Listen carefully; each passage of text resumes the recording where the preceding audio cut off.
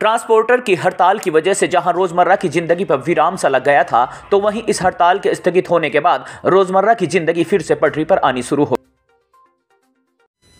कल जब पूरा देश सड़कों पर था, सभी ट्रांसपोर्टरों ने जब हड़ताल का जिक्र किया तो सरकार थोड़ी सी चेती, और कल जो ऑल इंडिया ट्रांसपोर्ट एसोसिएशन है उनके सदस्य मिलने गए, और उसमें सबका एक ही विरोध था कि जो भारतीय न्याय संहिता की धारा 104 है, जिसमें हिट एंड रन केस है, जिसमें 10 साल की सज़ा का प्रावधान किया, इसमें उनका पुरजोर तरीके से विरोध है, क्योंकि ये बहुत ही खतरनाक धारा जोड़ी गई। इसमें जो ड्राइवर है वो गरीब घर का है, चाहे कोई भी व्यक्ति हो जो गाड़ी की सीट पर बैठा होता है, उसका अगर गलती से एक्सीडेंट हो गया या अन्य चीज़ हो गई तो उसको सज़ा का प्रावधान है, और साथ में 7 लाख रुपए जुर्माने का प्रावधान।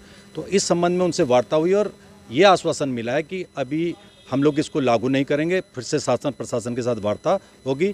इस वजह से कल ये हड़ताल को फिलहाल स्थगित करने का निर्णय लिया गया। हड़ताल अभी स्थगित की है। ऑल इंडिया मोटर कांग्रेस की तरफ से ये कहा गया है कि कल सरकार से उनकी वार्ता हुई थी और सरकार ने ये तय किया है कि एक तो अभी इस कानून को इम्प्लीमेंट नहीं करेंगे, और जो नया कानून बनना है उसमें ट्रांसपोर्टरों की हर तरह के जितने भी ये व्यवसाय, इस परिवहन व्यवसाय से जुड़े हुए लोग हैं, उनसे सलाह मशवरा करके तब नया कानून बनाएंगे।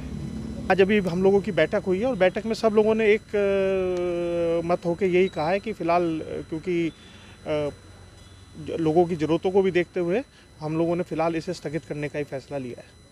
डोईवाला के किसान जंगली जानवरों से तो परेशान हैं ही, अब पालतू आवारा पशु भी किसानों के लिए मुसीबत का सबब बन चुके हैं। भानियावाला में आवारा पशुओं का झुंड लगातार किसानों के खेतों में घुस सरसों व गेहूं की फसलों को हर तरह से बर्बाद कर रहा है, जिससे परेशान किसानों ने स्वयं ही इन पशुओं को पकड़कर पंचायत घर के प्रांगण में बंद कर दिया है और प्रशासन से इन मवेशियों को कहीं और शिफ्ट करने की अपील की है। किसानों का आरोप है कि यह पशु उनकी फसलों को लंबे समय से बर्बाद करते आ रहे हैं, लेकिन उनकी यह परेशानी देखने वाला कोई नहीं है। इसके बाद उन्होंने स्वयं ही इन जानवरों को पकड़ने का फैसला किया है ताकि अपनी फसलों को बचाया जा सके।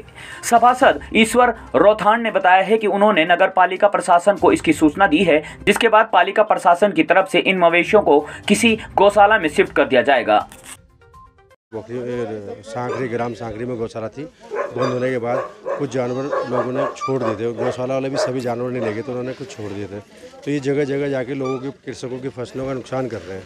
इन्हें आज इतनी भारी मात्रा में हैं तो सुबह कई सब गांव वालों ने इकट्ठा हुए, इनको एक साथ इकट्ठा करके हमारे यहाँ पंचायत घर है, यहाँ पंचायत घर में बंद कर दिया।